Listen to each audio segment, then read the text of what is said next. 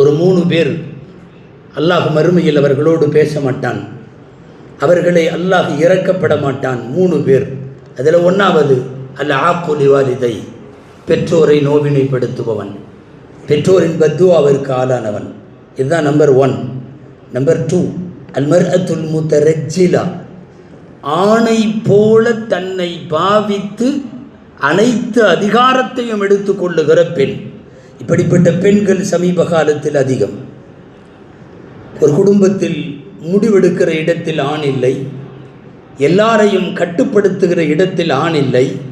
அல் குர்ஆன் ஆண்களை கவ்வாம், நிர்வாகி என்று சொல்லுகிறது.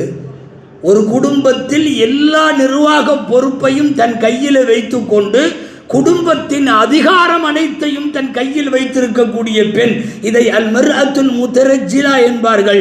ஆணை போல் அதிகாரம் எடுத்துக் கொள்ளுகிற பெண். இந்த பெண் 2வது.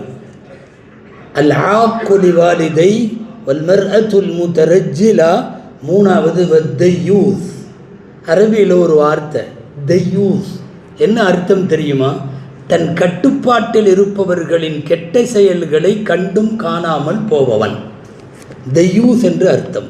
தன் குடும்பமோ தன் பிள்ளைகளோ, ஆண் பெண் பிள்ளைகளோ தன்னுடைய கட்டுப்பாட்டு கீழ், கண்ட்ரோலுக்கு கீழ் இருக்கக்கூடியவர்கள், அவர்கள் செய்யக்கூடிய மார்க்கத்திற்கு புறம்பான அநியாயங்களை, அக்கிரமங்களை, செயல்களை தெரிந்தும் கூட அதை கண்டுகொள்ளாமல் போகிறான் அல்லவா, அவனுக்கு தையூஸ் என்று பெயர். இந்த 3வரோடும் அல்லாஹ் பேச மாட்டான் என்று வருகிறார்.